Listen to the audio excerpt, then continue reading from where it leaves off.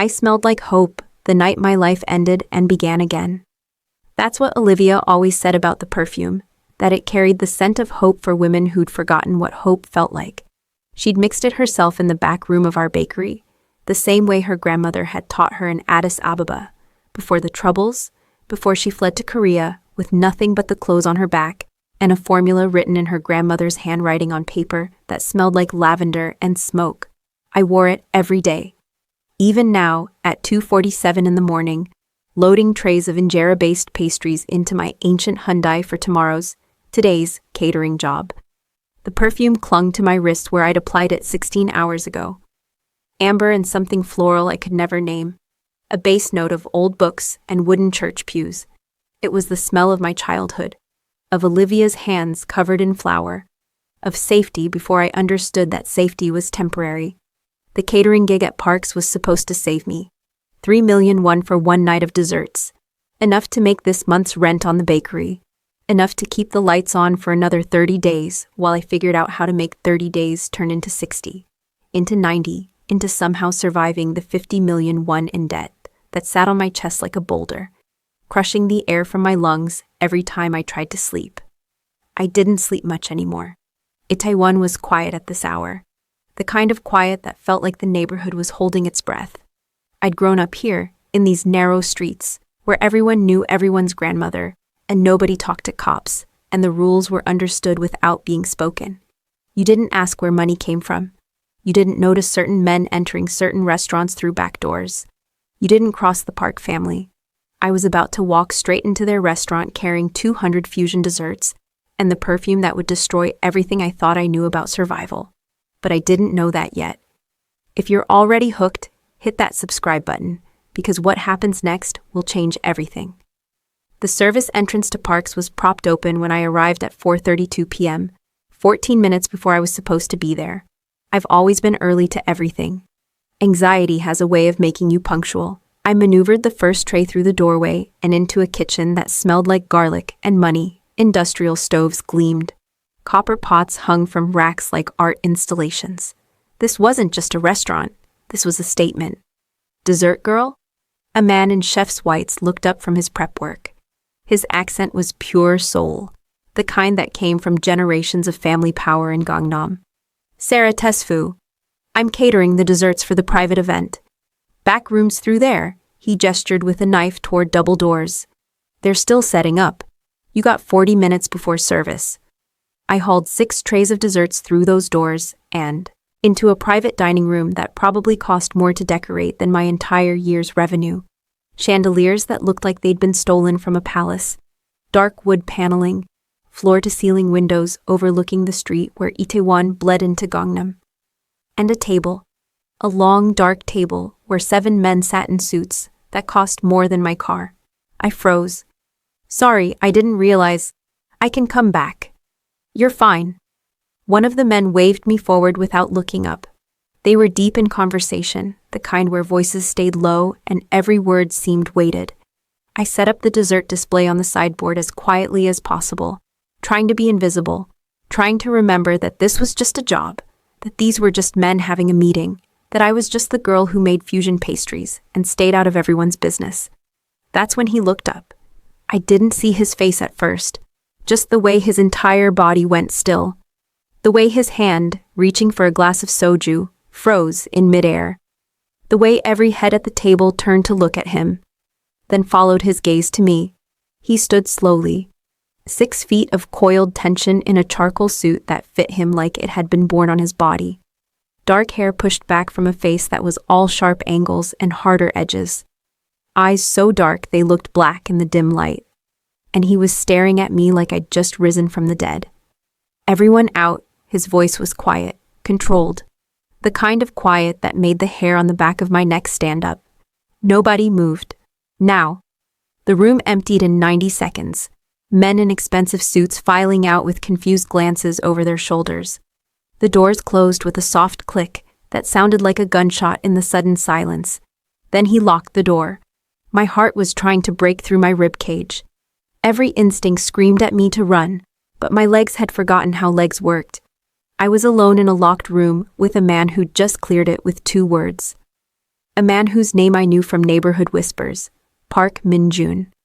The youngest head of a crime family in Seoul's history. The man who'd taken over when his father died under circumstances nobody talked about.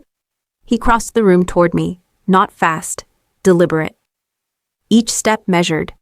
Then he stopped 3 feet away and closed his eyes. He inhaled, and when he opened his eyes again, there were tears in them. "Where did you get that perfume?" His voice cracked on the last word. This man who'd just commanded a room of dangerous men looked like he was barely holding himself together. My grandmother made it. Why? What was your grandmother's name?" He took another step closer. I could smell his cologne now. Cedar and something darker. Ayana Tesfu. She owned the bakery on Ayana. He breathed the name like a prayer, like a wound. She worked at Mescal Perfume House in Addis Ababa. My throat went dry. "How did you know that?" He turned away from me, one hand coming up to cover his mouth. His shoulders were shaking. When he spoke again, his voice was barely audible. "Because my mother wore that perfume. Every day. It was the only thing that made her smile after she married my father." He turned back, and I saw something in his face that terrified me more than the locked door. More than his reputation. More than any of this. I saw grief so raw, it looked fresh. Ayana Tesfu was my mother's best friend. They worked together at Mescal's before everything fell apart. Before my mother married into my father's family and Ayana fled to Korea. The room tilted. "Your mother knew my grandmother. Sewaso. That's what the perfume was called. The promise." His eyes locked on mine. My mother wore it on good days. Days when my father was away. Days when she'd let herself remember what her life was supposed to be before she became Park Ji-won. His jaw tightened. She stopped wearing it 3 months before she died. I was 16. I haven't smelled it in 15 years. I don't understand why. Your grandmother recreated it. The formula was supposed to be lost when Mescal House closed in 1998. My mother cried when the bottle ran out. She said it was like losing the last piece of who she was before. He stopped. Started again. Your grandmother kept her promise. She recreated it. She kept hope alive when my mother couldn't. Tears were sliding down my face, and I didn't remember starting to cry. My grandmother said she made it for women who needed to remember that better things were possible. She made it for your mother. Park Ji-won died when I was 16. My father killed her. He said it flatly, matter of fact.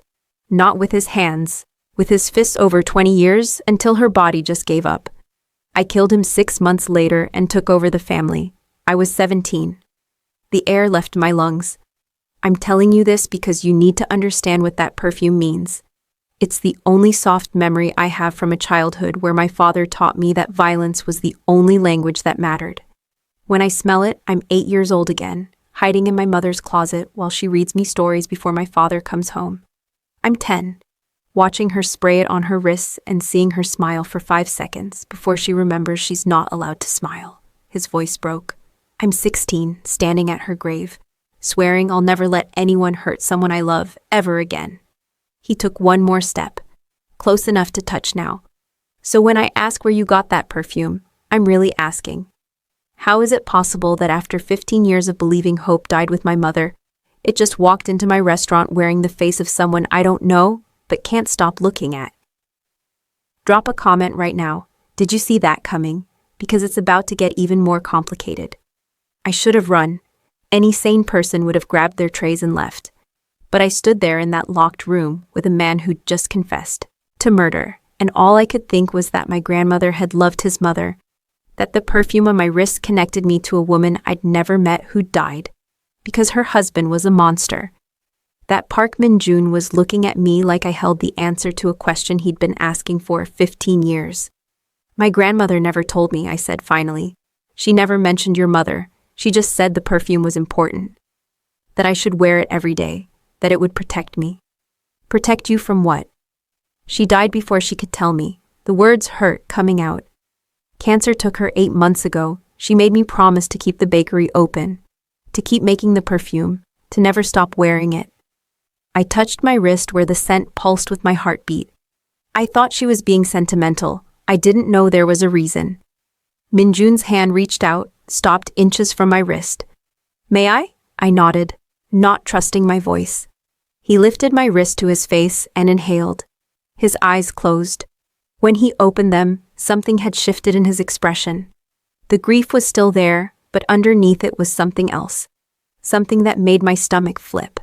It's exactly the same, every note, amber, jasmine, old books, church incense. His thumb brushed across my pulse point so gently I barely felt it. But I felt it everywhere. Your grandmother was an artist. My mother used to say that Ayana could capture emotions in bottles. Hope, safety, love. His eyes met mine. She wore hope. What does it mean that her granddaughter wears it too? It means I'm trying to survive. The truth came out before I could stop it. It means I'm 50 million in debt trying to keep my grandmother's bakery alive in a neighborhood where rent goes up every month and people don't buy expensive pastries anymore. It means I'm working 80 hours a week for jobs like this one that paid just enough to buy me 30 more days of drowning. My voice cracked. It means your mother and my grandmother were friends who both knew what it felt like to need hope in a bottle because the world was crushing them. And now I'm wearing the same perfume, in the same city, feeling the same way. Minjun's jaw tightened. What bakery? Ayana's kitchen. On the main street in Itaewon. It was Olivia's. Before that, it was her mother's. 3 generations of Tesfu women making fusion pastries and barely surviving. I know it. His voice was quiet. I've walked past it 1,000 times. The window with the green awning, the smell of Berber and butter. His eyes searched mine. That's your grandmother's legacy, and you're losing it. In about 60 days, yes, unless I figure out how to make money appear out of thin air. Something dangerous flickered across his face. No. I pulled my wrist from his grip. Whatever you're about to offer, no. I don't need a rich man to fix my problems. I don't need charity. I need to do this myself. It's not charity, it's debt to a different person. I've seen how this works in the neighborhood. Someone offers help. Then they own you. Then you can't leave because leaving means you're disrespecting the help they gave you. I stepped back. My grandmother fled Ethiopia to escape that system. I'm not walking back into it wearing her perfume. For a long moment, Minjun just stared at me. Then, impossibly, he smiled. It was small and sad, and made him look younger. Your grandmother taught you well. He moved to the door, unlocked it, but didn't open it. The desserts are perfect. I'll make sure you're paid tonight. But Sarah Tesfu. He looked back at me. Be careful. That perfume marks you as someone who mattered to my mother. And my mother mattered to me. Which means whether you want it or not, you've just become someone I won't let disappear. He opened the door and left me standing there with questions piling up like debts I couldn't pay. I should have understood then what he was really saying. That the perfume had already changed everything. That hope, when it comes in bottles, always has a price. But I didn't understand. Not yet. I packed up my trays and left Parks at 7:43 p.m. with an envelope containing 3 million in cash and a business card that had nothing on it but a phone number written in pen. I didn't call it. I was determined to forget the whole thing. Forget Park Minjun and his dead mother and the way he'd looked at me like I was a ghost made flesh. That determination lasted 46 hours. On Monday morning at 6:15 a.m., I arrived at Ayana's kitchen to find the front window smashed. Glass glittered on the sidewalk like diamonds. The green awning hung in shreds. My legs went numb. I pushed through the broken door and saw the destruction. Ovens torn apart.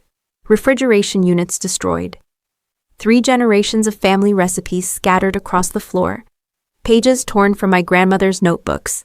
Her handwriting, that careful, precise Amharic script, trampled by boots I hadn't heard coming. On the counter, someone had spray-painted 2 words in Korean. Last warning. I stood in the ruins of my grandmother's legacy and understood finally what she'd been trying to tell me. The perfume doesn't just carry hope, it carries targets. It marks you as someone who refuses to disappear, someone who keeps surviving in a neighborhood where survival is negotiated by men who communicate in warnings and broken glass. My hands were shaking when I pulled out the business card and dialed the number. He answered on the first ring. I was wondering how long it would take. Someone destroyed my bakery. My voice didn't sound like mine. They left a message. This wasn't random.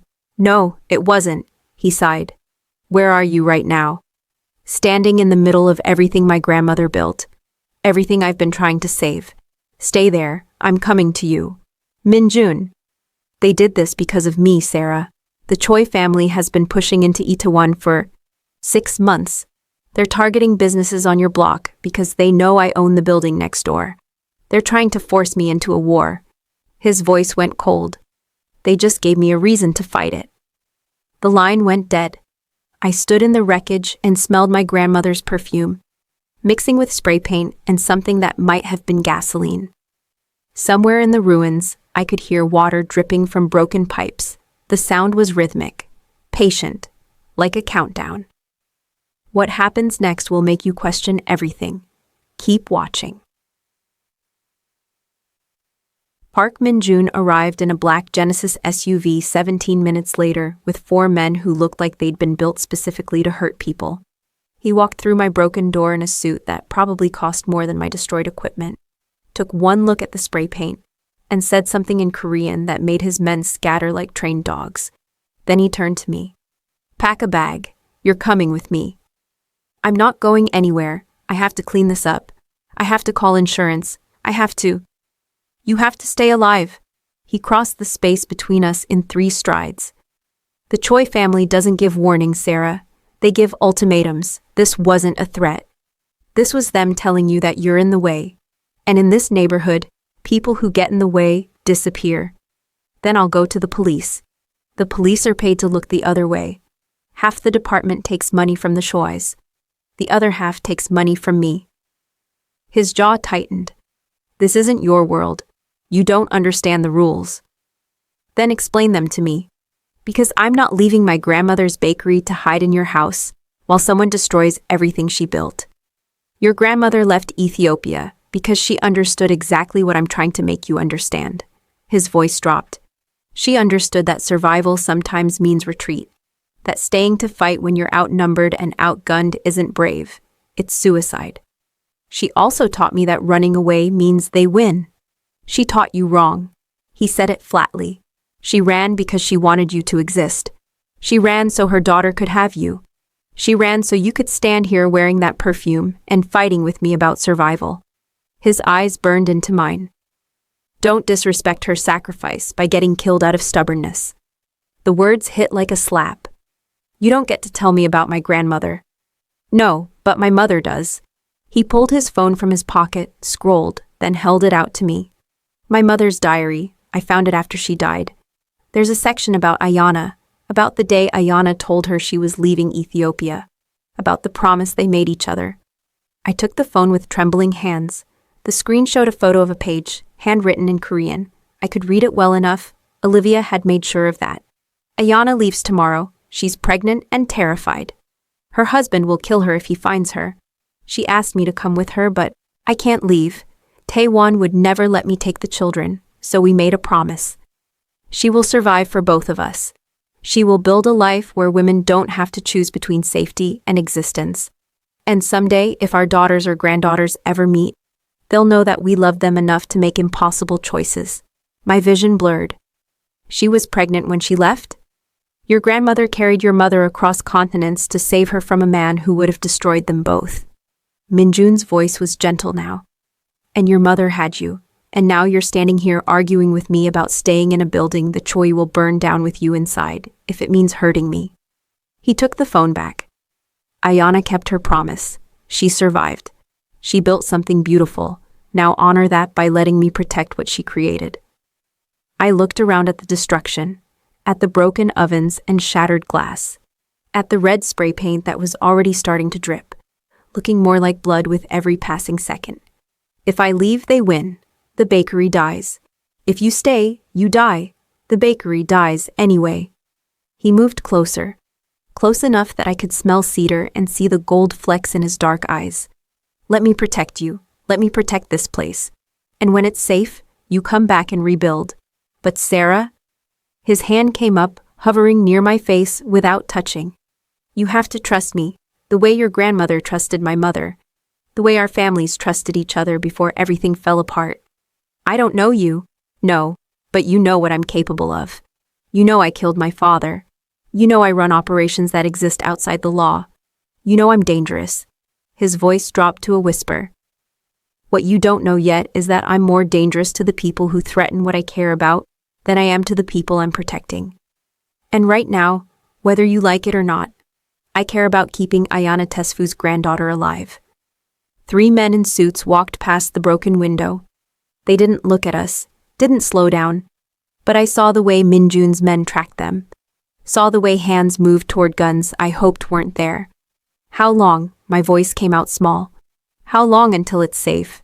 I don't know, but I promise you'll have a bakery to come back to. His eyes held mine. I promise on my mother's grave that I will protect what your grandmother built, even if you hate me for how I do it. I thought about my grandmother fleeing Ethiopia with nothing but a perfume formula and a promise. About her friend Jiwon who couldn't run, who stayed and died slow under her husband's fists. About the choices women make when all the choices are bad. One condition, I said, name it. You don't pay my debts. You don't buy me. Whatever this is, protection, business, whatever, I'm not a charity case. I'm not someone you get to save so you feel better about the things you do in the dark. Something flickered in his expression. Respect, maybe. Or recognition. Deal. You're not a charity case. You're someone I'm choosing to protect because the alternative is unacceptable. What's the alternative? His eyes went cold. Finding your body in the Han River and spending the rest of my life knowing I let another woman die because I wasn't strong enough to make her listen. The weight of that statement sat between us like a third person. Okay, I whispered. I'll come with you. He nodded once. Then he pulled out his phone and made a call in Korean too fast for me to follow. When he hung up, he looked at me with something almost like sadness. My men will secure the building. They'll document everything for insurance. They'll make sure no one else touches this place. He gestured toward the door. But we need to leave now. The Choi have someone watching this block. The longer you stand here, the bigger the target on your back. I grabbed my grandmother's recipe books, the ones that hadn't been destroyed, and a photo of Olivia from the counter. Everything else would have to wait. At the door, I turned back one last time. The morning light coming through the broken window made the spray paint look like it was glowing. Last warning. What if I'd said no, I asked. What if I'd refused to leave? Minjun's expression didn't change. Then I would have had you carried out. And you would have hated me, but you'd be alive to hate me, which is better than the alternative. That's kidnapping. Yes, he said it simply. I've done worse things for worse reasons. He held out his hand. After a long moment, I took it. His hand was warm, steady, completely at odds with everything I knew about him. We walked out of Ayana's kitchen together while his men secured the perimeter, and the neighborhood watched from windows, with the blind eyes Itaewon had perfected over generations of looking the other way. I didn't know it yet, but I was leaving behind more than a bakery. I was leaving behind the last illusion that my life was my own, that I could survive in Park Min-jun's world without becoming part of it. The perfume on my wrist smelled like hope, but hope, I was learning, sometimes smells like smoke. Min-jun's penthouse occupied the top 2 floors of a building in Gangnam that I'd walked past 1,000 times without realizing what it was. From the outside, it looked like any other luxury high-rise. Glass facade, minimalist design, completely unremarkable except for the price tag. Inside was a different story, floor-to-ceiling windows overlooking the Han River, furniture that looked like it belonged in an art gallery, a kitchen with marble counters that probably cost more than my entire bakery. Everything was dark wood and clean lines and the kind of expensive minimalism that came from having enough money to buy anything and choosing to buy almost nothing. Second floor is yours. Min-jun set my bag. 1 bag. That's all I'd been allowed to pack. On a leather couch that probably cost more than my car. Bedroom, bathroom, sitting room. You have privacy. I won't come up there without permission. Where's your room? 3rd floor, completely separate. He moved to a bar cart and poured 2 glasses of soju without asking if I wanted one. House rules. You don't leave without telling me. You don't answer the door. You don't go near the windows at night. My men are downstairs watching the building. They're not here to keep you in. They're here to keep the choi's out. He handed me a glass. I took it because I didn't know what else to do with my hands. How long has your family lived in Korea? I asked. 4 generations. My great-grandfather came over from Busan in the 20s. He worked the docks, saved money, bought a restaurant. That restaurant became 3 restaurants. Those restaurants became a network of businesses. Some legal, some less legal. He sipped his soju. My father inherited the network. Then I inherited it from him after I killed him. He said it the same way someone might say after I graduated college. Matter of fact. No emotion. Why are you telling me this? Because you're going to hear things about me, about my family, about what we do. His eyes locked on mine. I'd rather you hear the truth from me than rumors from people who don't know the difference between business and bloodshed. Is there a difference? Yes. Business has rules. Bloodshed is what happens when someone breaks them. I drank the soju. It burned going down. What are your rules? No drugs in schools, no human trafficking, no violence against civilians. He ticked them off on his fingers. Everything else is negotiable depending on circumstances. The choi's don't follow the same rules. They push methamphetamine to teenagers. They run women out of warehouses in Incheon. They use fear instead of respect. That's why this ends with one of us dead or gone. You can't know that. Yes, I can. Because men like Choi Sung-min don't stop pushing until someone pushes back harder. He set down his glass. Your bakery was message number 3.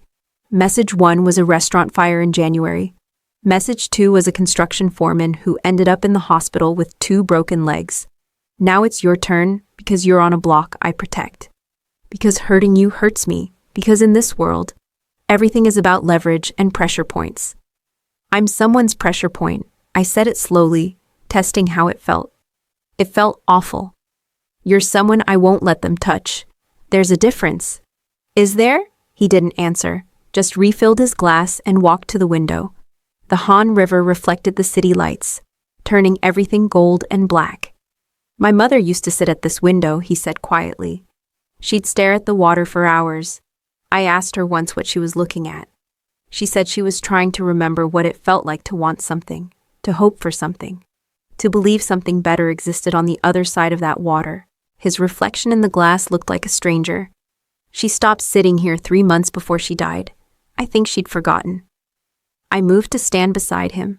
Our reflections stood next to each other in the window like ghosts. My grandmother used to say that hope isn't about believing things will get better. It's about believing you're strong enough to survive if they don't. Minjun's eyes met mine in the reflection. Is that why you wear her perfume? To remind yourself you're strong enough? I wear it because it's the only thing I have left of her, because when I smell it, I can hear her voice telling me to keep going, to not give up. My throat tightened. Even when giving up would be easier. Easier isn't always better. No, but sometimes surviving costs more than dying. He turned from the window to face me directly. We were close enough now that I could see the faint scar along his jawline. Close enough to smell cedar and soju, and something underneath that might have been exhaustion. What did surviving cost your grandmother? He asked. Everything. Her first daughter, her country, her name. She came here as Ayana Gebre, and became Ayana Tesfu. She left behind a husband who would have killed her and a daughter she couldn't take with her. She built a bakery out of nothing and spent 50 years making pastries for people who thought she was just a nice old Ethiopian lady. Tears burned my eyes. She survived. But I don't think she ever stopped paying the price for it. My mother paid the same price. Different currency, same cost. His hand came up, and this time he didn't stop before touching me. His fingers brushed the tears sliding down my cheek. The touch was so gentle it made something crack in my chest. They were friends once, before everything fell apart, before men like my father and your grandmother's husband made survival cost more than living. Is that what you're doing? Making me survive? I'm trying to make sure you have a choice. My mother didn't have choices. Your grandmother ran out of choices. But you... His thumb traced my cheekbone. You get to choose. Stay and be safe while I handle the choice. Or walk out that door and take your chances. You said you'd have me carried out if I tried to leave. I lied. His voice dropped to a whisper. I wouldn't cage you the way my father caged my mother. I wouldn't take away the one thing that makes you different from everyone else in my world. What's that? Your ability to look at me and see a man instead of a monster. The air between us felt charged, dangerous, like standing too close to a fire and knowing you'll get burned, but being unable to step back. What if you're both? I whispered. Then you're smarter than I thought. His hand dropped from my face. The second floor is yours. Lock your door if it makes you feel safer. I won't be offended. He walked away before I could respond. Disappeared up a staircase I hadn't noticed before. I stood, alone in his living room, with a glass of soju in my hand, and my grandmother's perfume fading on my wrists. Outside the windows, Seoul glittered like a promise or a threat depending on how you looked at it. I didn't lock my door that night. I don't know why. Maybe because locks only work if the danger is on the outside. And I was starting to suspect the most dangerous thing in this building wasn't Park Min-jun's reputation, or his criminal empire, or the men with guns watching the exits. The most dangerous thing was how safe I felt knowing he was upstairs, awake, watching over me the way his mother had once watched over him. Hope smells like amber and church incense and old books. But safety? Safety smells like cedar and soju and the ghost of a woman who died because she married the wrong man. I fell asleep in a stranger's house, wearing my grandmother's perfume and dreaming of water. Of women standing at windows staring at rivers and wondering if hope exists on the other side of drowning. Comment below, would you have stayed or run? Because tomorrow changes everything. I woke up at 3 a.m. to the smell of coffee. For a confused moment, I thought I was in my apartment above the bakery, that I'd fallen asleep after a late shift, and woken to Olivia making Ethiopian coffee before dawn, the way she always had. Then memory crashed back. The broken window, the spray paint, Min-jun's hand on my face saying, "You get to choose." I followed the coffee smell downstairs in the pajamas I'd packed, old sweatpants and a t-shirt that had seen better days, and found Min-jun in the kitchen. He was wearing dark pants and a white t-shirt that showed tattoos I hadn't known were there. They covered his left arm from wrist to shoulder, Korean script wound between images I couldn't quite make out in the dim light. "You're awake." He didn't look up from the coffee maker. I tried to be quiet. "I'm a baker. I've been waking up at 3 a.m. since I was 16. I slid onto a bar stool. Couldn't sleep. I don't sleep much. He handed me a cup of coffee. Habit from when my father was alive. Sleeping meant not hearing him come home. Not hearing meant not being ready. He's been dead for over a decade. Some habits don't die. He made himself a cup and leaned against the counter across from me. "You dream." I dreamed about my grandmother. She was standing at a window looking at water. When I asked what she was doing, she said she was trying to remember how to swim. Min-jun's expression shifted. My mother used to have the same dream. She told me about it a week before she died. Said she dreamed about water every night, about drowning, about forgetting how to swim. His hands tightened on his cup. I didn't understand what she was trying to tell me, that she was already drowning, that she'd forgotten how to fight. Or maybe she was tired of fighting. Maybe, but tired or not, she didn't deserve to die slow. We drank our coffee in the kind of silence that felt comfortable despite everything. The city beyond the windows was just starting to wake up. Delivery trucks, street sweepers, the day shift replacing the night shift in the endless machinery of survival. "Tell me about the tattoos," I said. He looked down at his arm as if seeing it for the first time. "This one?" He pointed to script that wound around his bicep. "Is from Yoon Dong-ju, Jugnyun Nalgaji Hanalul Uryoryo. Until the day I die, I will look up to the heavens." You read poetry. My mother did. Before she forgot how to read anything except my father's moods. He turned his arm, showing me more. "This is a compass, for finding your way home. This is a tiger, for courage. And this..." He touched his shoulder where the ink disappeared under his shirt. "This is a portrait, my mother. The day before she married my father, when she still smiled. Can I see it?" He hesitated, then pulled up his sleeve enough for me to see. The tattoo was beautiful, intricate. A young woman's face rendered in perfect detail. She had Min-jun's eyes, his cheekbones, but her expression was open, happy, completely at odds with everything I knew about Park Ji-won. "She's beautiful," I whispered. She was, before. He pulled his sleeve back down. My father took that from her, one piece at a time. By the end, she didn't even look like herself anymore. The woman in this tattoo had been gone for years. Is that why you killed him? No, I killed him because he put her in the hospital one time too many. Because she looked at me from that hospital bed and said, "Promise me you'll make sure no one else has to live like this." Because I finally understood that some men don't deserve mercy. His voice went flat. I put 2 bullets in his head while he slept and took over the family before anyone could question whether a 17-year-old could do what needed to be done. Did you regret it? Not for a second.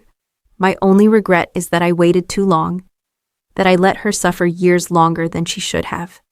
I set down my cup. You think I'm going to judge you for that? Most people do. I'm not most people. My grandmother fled Ethiopia because her husband was beating her while she was pregnant with my mother. She told me once that she thought about killing him. Thought about it every day for 2 years. The only reason she didn't was because she was afraid she'd end up in prison and he'd get her daughter. I met his eyes. So no, I don't judge you for killing a man who was torturing your mother. I think you did what needed to be done, what she couldn't do for herself. Something shifted in Minjun's expression. The careful control cracked just enough for me to see underneath. To see the exhaustion and the old pain and something else. Something that looked like hope. Your grandmother and my mother should have met again, he said quietly. They should have had coffee and laughed about surviving. About building lives out of rubble. About daughters and granddaughters who inherited their strength. Maybe they're having that coffee now. I don't believe in that. Heaven, afterlife, any of it. What do you believe in? That we survive or we don't? That some people deserve to live and others deserve to die? That loyalty matters more than law? That protecting what you love is the only thing that counts? He paused. And that my mother's perfume walking into my restaurant wearing your face means something I don't understand yet but can't ignore. The words hung between us. Heavy, weighted with things we weren't saying. I should go back to bed, I said, but I didn't move. You should, but he didn't look away. The silence stretched. Outside, the city was waking up. Inside, something else was waking up. Something dangerous and inevitable and completely at odds with every smart decision I should have been making. Sarah. My name in his voice sounded different, like a question, like a warning. You need to know something. What? I'm not a good man. I've killed people. I'll kill more if I have to. The money that pays for this penthouse comes from operations that would make you sick if you knew the details. I've made choices that keep me up at night. I've done things I can't take back. His eyes burned into mine. But when I smell that perfume on you, I want to be the man my mother thought I could be before my father destroyed her. I want to be someone worthy of the way you're looking at me right now. How am I looking at you? Like I'm a man instead of a monster. Maybe you're both. I told you that yesterday. You did. But I'm starting to think it's more complicated than both. I think you're someone who was taught that violence is the only language that matters. Someone who killed his father at 17 and took over a criminal empire because it was the only way to protect the people who couldn't protect themselves. I stood, walked around the counter until I was standing in front of him, close enough to smell cedar and coffee and see the gold flecks in his dark eyes. I think you're someone who's been alone for so long, you've forgotten what it feels like to let someone see you, actually see you, not the reputation, not the empire, just you. You don't know me, no, but I'm starting to. His hand came up slowly, giving me time to step back, time to leave, time to make the smart choice. I didn't move. His fingers traced my jaw. Gentle, reverent. Like I was made of glass instead of the same survival instinct that had kept my grandmother alive across continents. This is a mistake, he whispered. Probably. You should go back to your room. I should. Neither of us moved. Then he kissed me. It was nothing like I expected. Not rough, not demanding, just his lips against mine, soft and careful. Like he was afraid I'd break. Like I was something precious that had wandered into his world by accident and might disappear if he held too tight. I kissed him back, harder, demanding, showing him I wasn't afraid, showing him I wasn't glass. His control cracked. His hand slid into my hair. His other hand found my waist, pulling me closer. The kiss deepened, turned desperate, hungry. We were both gasping when we broke apart. Sarah, my name sounded like a prayer. We can't. Why not? Because when this ends, and it will end because these things always end, I don't want you to look back and hate yourself for choosing me, for letting yourself care about someone who lives in the dark. What if I'm not afraid of the dark? You should be. His forehead rested against mine. I've survived in the dark for 15 years. I know what it costs. I know what it takes from you. Piece by piece until you forget what light looks like. Then let me be your light. The words came out before I could stop them. Let me be the thing that reminds you what hope smells like, what it feels like to want something other than survival. You don't know what you're offering. Yes, I do. I'm offering the same thing my grandmother offered your mother. A promise that better things are possible. That surviving isn't the same as living. That maybe, just maybe, we can build something out of the rubble we inherited. His eyes closed. When he opened them, something had changed. Shifted. Like a wall coming down or a door opening. If we do this, if we choose this, there's no going back. The choice will use you against me. The police will try to use you to get to me. Every enemy I have will see you as a weakness. His hand tightened in my hair. And I'll burn this city down before I let anyone touch you. I'll cross every line, break every rule, because losing my mother taught me that some things matter more than empires. I'm not asking you to burn down the city. I'm asking you to let me stand beside you. You don't understand what you're asking. Then help me understand. He pulled back, walked to the window, stared at the Han River reflecting the city lights. My father taught me that love is weakness, that caring about people makes you vulnerable, that the only way to survive is to make sure no one matters enough to destroy you. His voice was rough. My mother proved him right. He used her against herself every day until she had nothing left to fight with. Until she was a ghost haunting her own life. You're not your father. No. But I learned the lessons he taught. I learned how to survive by not caring, by making sure nothing mattered more than the empire. He turned back.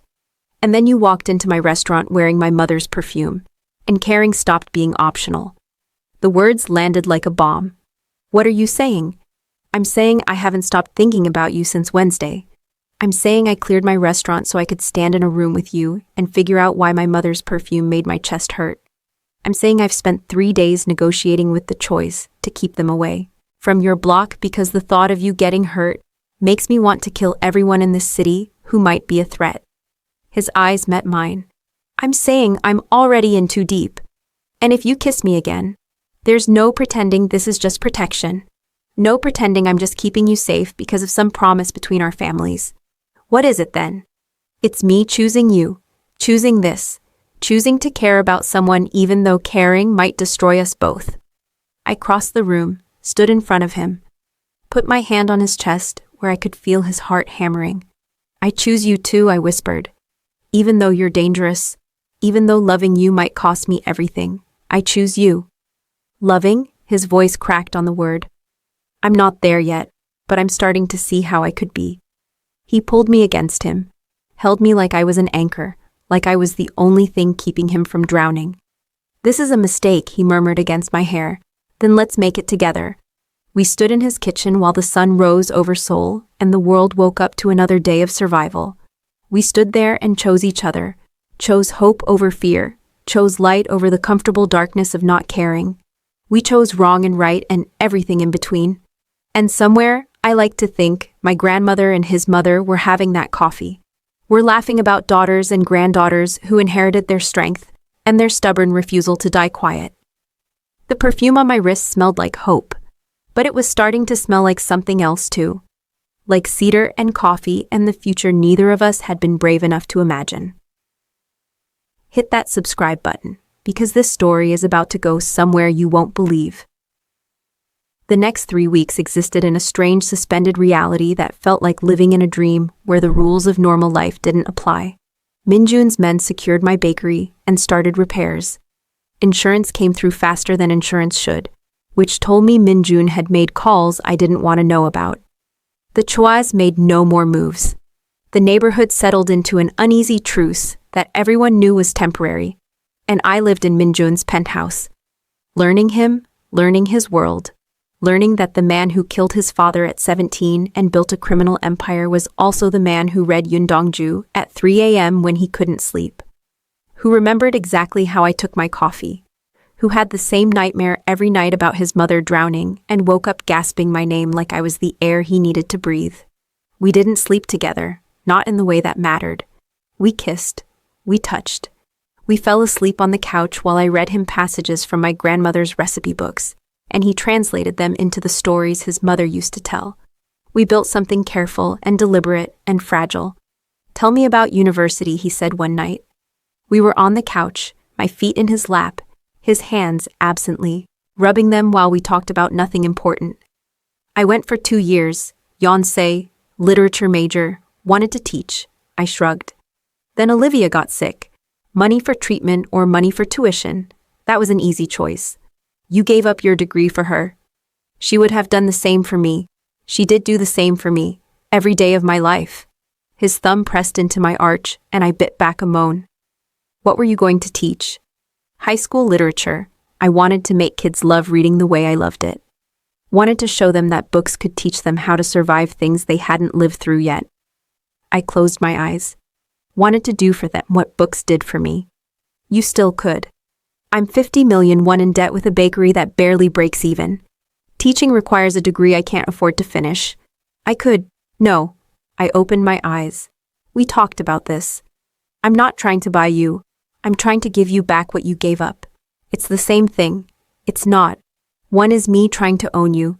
The other is me trying to free you. Min Jun. I pulled my feet from his lap and sat up. I appreciate what you're trying to do. But my grandmother didn't spend 50 years building a bakery so her granddaughter could be saved by a rich man. She built it so I could save myself. What if saving yourself means accepting help? Help is different from rescue. How? Help lets me keep my dignity. Rescue assumes I've lost it. He stared at me for a long moment, then nodded slowly. Okay, no rescue. Just help. Your bakery is almost ready. Another week and you can reopen. I've put the word out that your block is under my protection. The Choys won't touch it. What did that cost you? Nothing you need to worry about. Minjun? Sarah, he leaned forward. Some things I can tell you. Some things I can't. This is one of the things I can't tell you because telling you makes you complicit. Makes you guilty by knowledge. And I won't do that to you. I'm already complicit. I'm living in your house, kissing you, letting you protect me. You're not complicit until you know the details, until you can testify about what I did and how I did it. His voice was firm. Trust me, you don't want to know this. I thought about arguing, then realized he was right. Some doors, once opened, don't close. Fine, but when my bakery reopens, I'm going back to my apartment. Something flickered in his expression. You want to leave? I want my life back. I want to wake up in my own bed and walk to my own business and stop feeling like I'm in witness protection. You're not ready. The Choi are quiet because you made them quiet. You just said they won't touch my block. So why am I still here? He didn't answer, just stood and walked to the window. That same window where his mother used to sit and stare at water and forget how to want things. You're here because I'm not ready, he said finally, because going to sleep. Knowing you're upstairs is the only thing that lets me sleep at all. Because 3 weeks of having you in my house has made it feel like a home instead of a fortress. He turned. Because I'm selfish. Because I know you should go back to your life, but I'm not ready to let you. The honesty cracked me open. Minjun, I know it's not fair. I know I promised you could choose. But Sarah? His voice broke. What if you leave and something happens? What if the Choys don't stay quiet? What if I'm not there when you need me? Then you're not there, and I survive anyway. Because that's what women in my family do. We survive. My mother survived. Until she didn't. I'm not your mother. No. But you mattered to me the way she mattered to me. And losing her destroyed me. Losing you would finish the job. I stood, walked to him, took his face in my hands, and made him look at me. You're not going to lose me, but you're going to let me go back to my life, because keeping me here isn't protection, it's possession, and I won't be possessed. Not by you. Not by anyone. His jaw tightened. What if I can't let you go? Then you're no better than your father. The words were cruel, calculated, designed to hurt, and they worked. He flinched like I'd slapped him. That's not fair. No, but it's true. Your father kept your mother because he thought he owned her. You're trying to keep me because you're afraid of losing me. Different motivation, same result. I would never hurt you. You're hurting me now by treating me like something that needs to be locked away for safekeeping. He pulled away from my hands, walked to the other side of the room, put distance between us that felt like miles. Fine, go back to your apartment, open your bakery, pretend the last 3 weeks didn't happen. His voice was cold. But don't come crying to me when the Choi decide you're not worth the truce. Min-jun, I'm done with this conversation. Your bakery opens next week. I'll have my men take you home when you're ready. He left. Walked upstairs. I heard a door close. I stood alone in his living room and realized I'd just pushed away the first person who'd made me feel safe since my grandmother died. But safety at the cost of freedom wasn't safety. It was just a different kind of cage. I packed my bag that night. Left before sunrise while he was sleeping. Wrote him a note that said, "Thank you for protecting me. Thank you for seeing me, but I need to stand on my own feet, even if I fall." I didn't cry until I was back in my apartment above the bakery, in my own bed, in my own life. Then I cried until the perfume on my wrist washed away with tears. Comment right now, did she make the right choice? Because what happens next will break your heart. Opening day of the rebuilt Ayana's kitchen came 7 days after I walked out of Minjun's penthouse. 7 days of silence. 7 days of waking up alone and pretending I didn't miss the yihua smell of coffee at 3 a.m. 7 days of telling myself I made the right choice. The bakery looked better than before. New ovens, new refrigeration. The front window had been replaced with glass so clear it looked like nothing was there at all. The green awning had been restored to its original brightness. Even the inside had been repainted. Warm cream walls that made the space feel bigger. I didn't ask Minjun how much it cost. I didn't want to know. I opened at 6 a.m. on a Tuesday with fresh injera pastries and spiced honey cakes, and the determination to prove I could survive without him. The neighborhood showed up. Mrs. Kim from down the block bought 2 dozen cookies. The Lee brothers ordered a custom cake for their mother's birthday. By noon, I'd made more money than I had in any single day in the past 6 months. Place looks good. A man's voice made me look up from the register. He was maybe 35, dark hair slicked back, expensive suit, the kind of smile that didn't reach his eyes. "Thank you, can I get you something?" Just looking around, admiring the upgrades. He picked up a honey cake. Must have been expensive, all this new equipment. Insurance covered it. Did it? That's lucky. Insurance companies usually fight tooth and nail before paying out. He bit into the cake, chewed thoughtfully. Someone must have made sure they didn't fight. My stomach went cold. "Who are you?" "Name's Choi Sungmin. I own some businesses in this neighborhood. Restaurants, construction, import-export." He set down the half-eaten cake. "I also own the building next door. Been trying to buy this block for 6 months. Every owner sold except you. I'm not selling." Everyone says that at first. Then they see the offer and realize that holding on to something out of stubbornness is just pride, and pride doesn't pay the bills. Neither does selling to someone who burned down my bakery. His smile widened. "I have no idea what you're talking about. The insurance report said it was faulty wiring. We both know that's not true. What I know is that Park Min-jun paid for all these pretty upgrades. What I know is that you've been living in his penthouse for 3 weeks. What I know is that you matter to him." He leaned against the counter. "And that makes you interesting to me. Get out of my bakery. In a minute. First, I want to make something clear. The truce between my family and the Parks, that's business, nothing personal. But the truce doesn't mean I've given up on acquiring this block. It just means I'm going to be more patient." He pulled out a business card. "When you're ready to sell, and you will be ready, trust me, call this number. I'll make sure you get a fair price. I'm not selling. Not to you. Not to anyone. Your grandmother fled Ethiopia because she understood that survival means knowing when to retreat.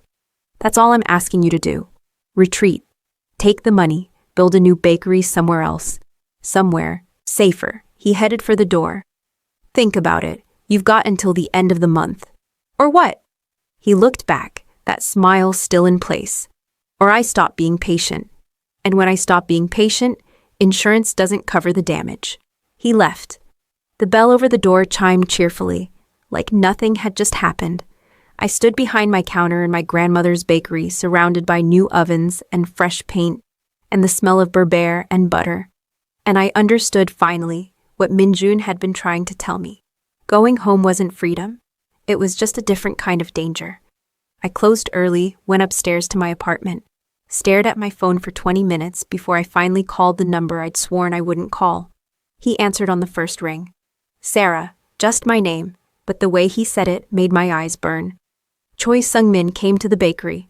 Silence. Then, when? This afternoon. He said I have until the end of the month to sell. He said the truce doesn't mean he's given up on the block. I'll handle it. Minjun, I'll handle it. His voice was cold. Final. Lock your door. Don't leave the apartment. I'm sending men to watch the building. I don't want your men.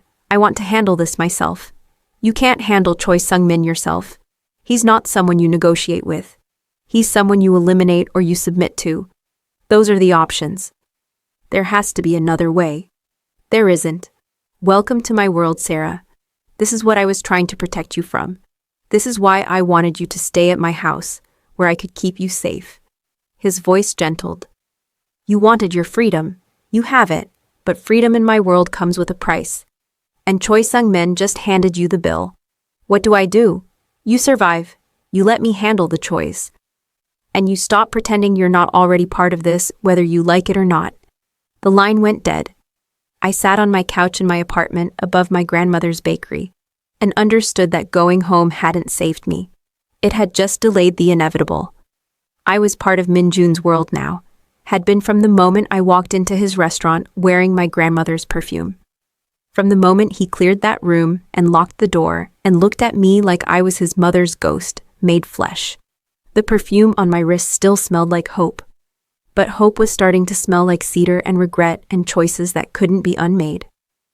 Keep watching. The ending will leave you speechless. 3 things happened in the next 72 hours.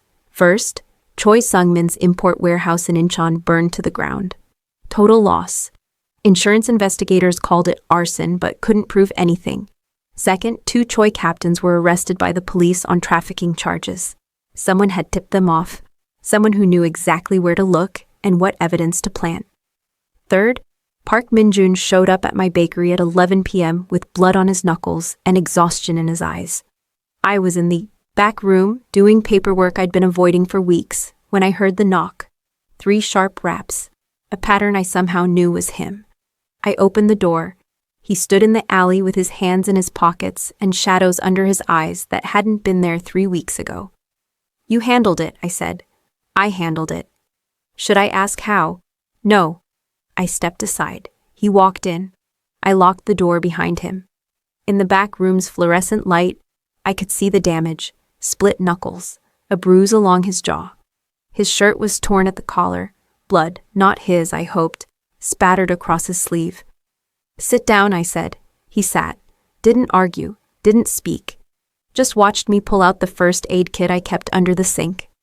I cleaned his knuckles in silence. He didn't flinch when the alcohol hit the cuts. Didn't react when I bandaged them with the same careful precision I used for pastry work. The Chois won't bother you again, he said finally. Sung-min knows that touching you means war. Real war. The kind that ends with bodies and federal investigations and empires crumbling.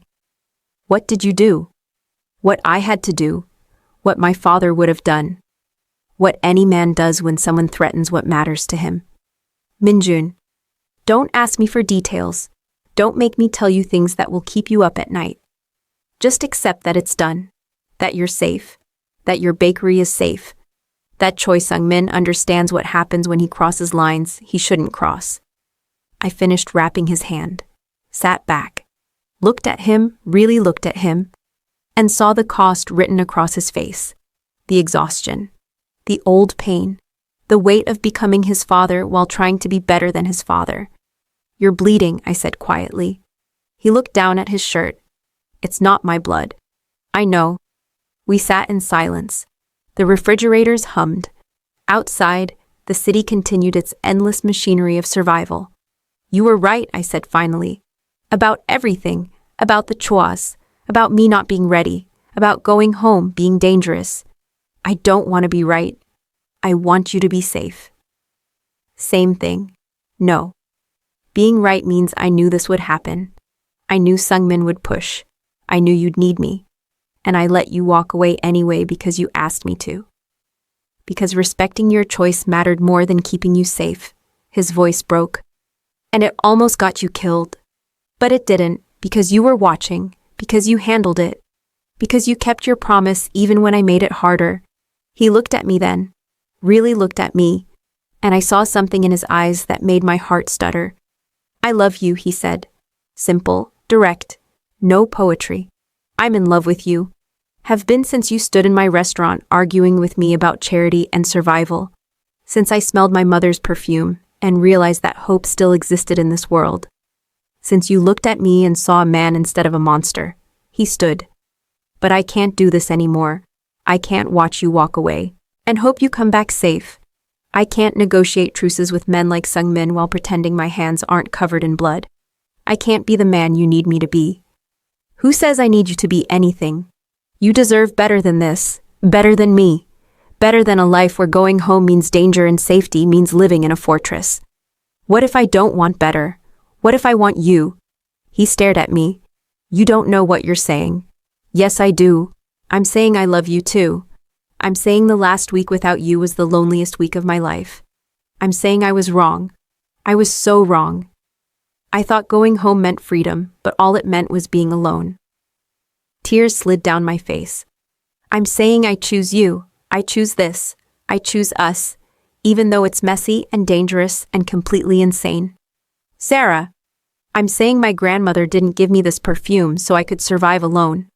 She gave it to me so I'd find someone worth surviving for, someone worth risking everything for.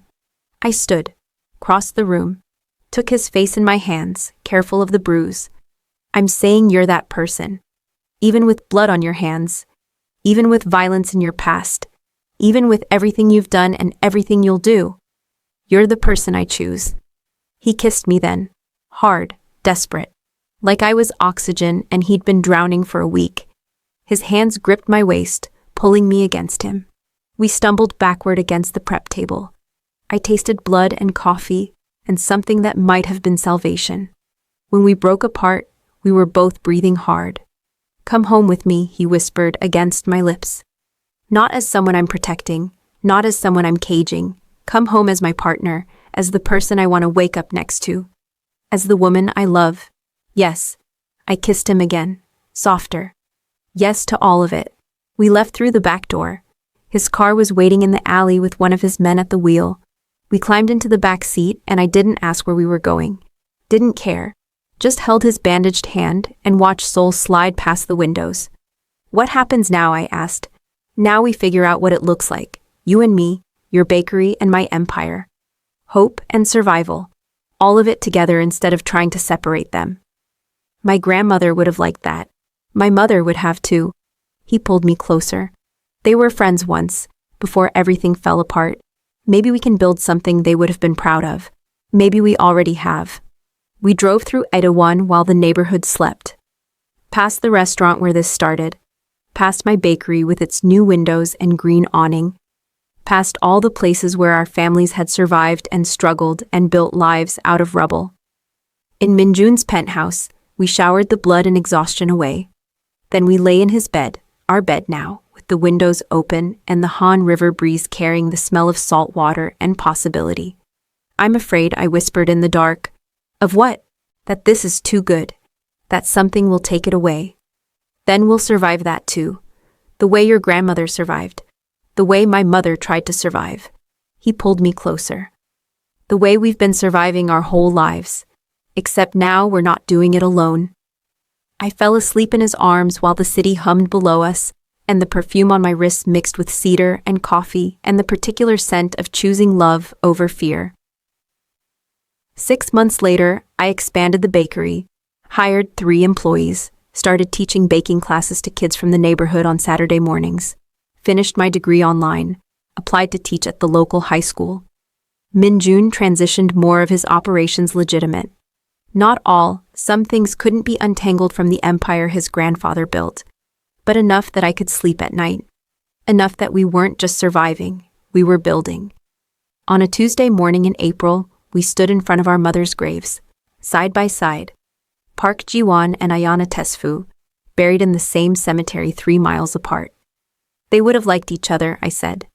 They did like each other. Before everything fell apart. Yeah, he took my hand. But maybe we can build something that doesn't fall apart. Something that survives because we're choosing it every day. Is that a proposal?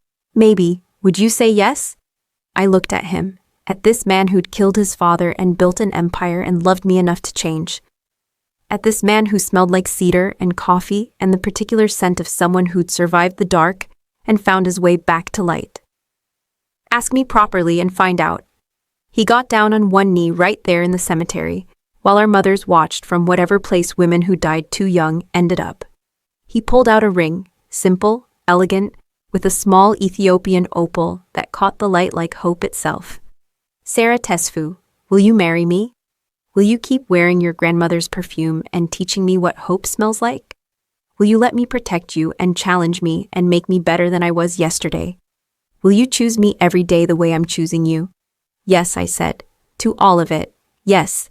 He slid the ring on my finger. We kissed in the cemetery while the morning sun turned everything gold. The perfume on my wrist smelled like hope. But more than that, it smelled like home. Not the home I'd lost. Not the home I'd run from. The home we were building together.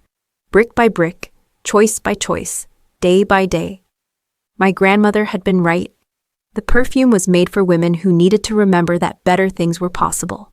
And standing there with Minjun's arms around me and our mother's graves behind us, and the rest of our lives stretching ahead of us, I finally believed it. Better things weren't just possible. They were real. They were us.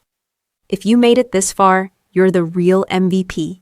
Hit that like button, subscribe for more stories that'll wreck you in the best way, and comment your favorite moment. Love you all. Thanks for being here until the very end.